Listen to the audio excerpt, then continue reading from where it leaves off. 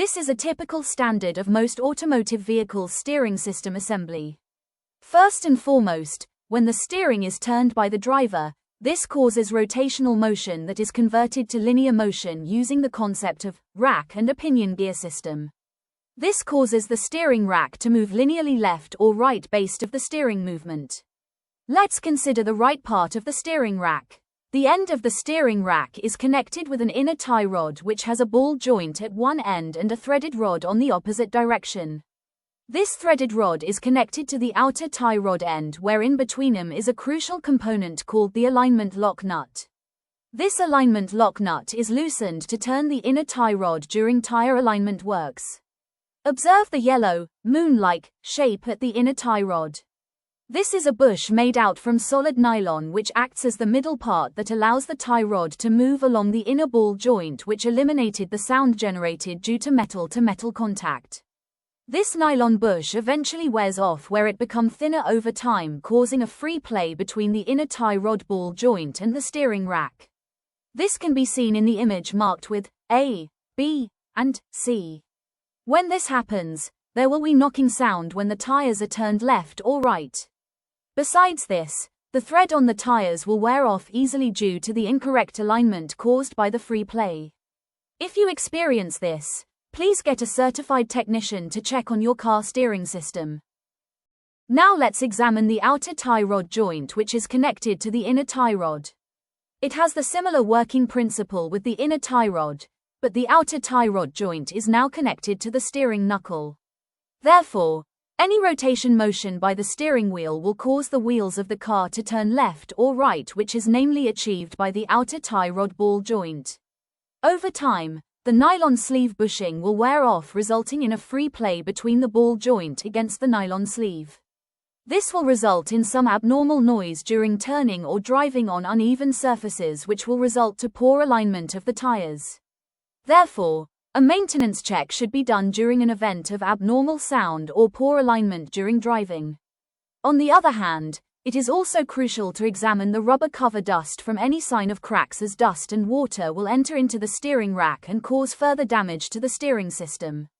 We have carefully documented the process of changing the inner and outer tie rods on a Hyundai Ioniq year 2018. The inner and outer tie rods have been used since the car was purchased till date, resulting a gradual wear and tear for a period of 7 years or so. We hope you have gained some useful information from this video. Okay guys, welcome back to another episode on your Dr. DIY's channel. So in today's video, we are going to change the steering tie rod inner and outer joint. Why? This is because the symptom is when you do a full turn, okay, there will be a knocking sound, something like tuck, tuck, okay, and this sound only comes out when you do a turn. So stay tuned and enjoy the video. Okay guys, so this is the inner joint, inner rack end joint, and this is the outer tie rod joint for the steering rack. Okay, so obviously we're going to see what is the problem. Suspect this is loose. Okay, and after changing this, confirm you have to do alignment. Okay, because in the previous video we have already changed the stabilizer bush, we have already changed the linkage, we have already refurbished the absorber, and all the bushes and bearing of the absorber have been done. Okay, so now the sound is still there when you turn. Okay, so we suspect that. So we already loosen up this nut here. This is size 24. Okay, so once you loosen up that, this is size 19. So you loosen up, take out the pin. So this thing comes out. Okay, this is very loose.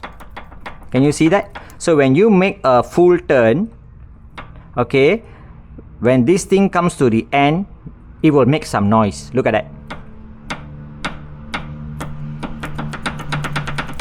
Okay, so this is very loose. The new one, you cannot even turn freely. Okay, it's very hard to move. So now we are just going to calculate how many turns to take it out. Okay, so 1, 2, 3, 4, 5, 6, 7, 8, 9, 10, 11, 12, 13, 14, 15, 16, 17, so 17.5.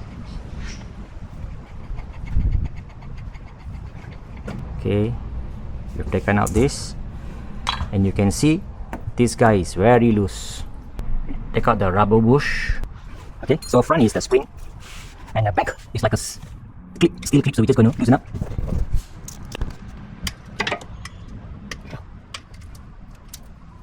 Okay.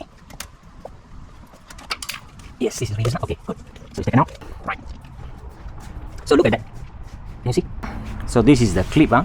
To loosen up this clip, just put your Phillips screwdriver flat screwdriver inside there. Just give it a turn, so it will come out. And later we are going to use back the same clip. There's a special tool for this. Okay, so then you use size 13 and you slowly tie back, so it will clamp back. Okay, the boot seems to be still okay, so, and it's still new. Okay, so we are just going to use back the same one.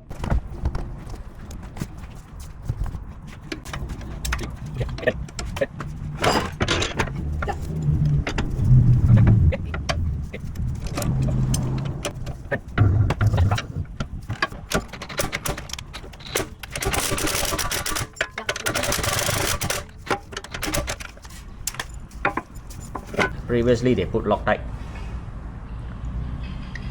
You can see it's very easy to turn, right? Compared to the new one, you cannot even turn.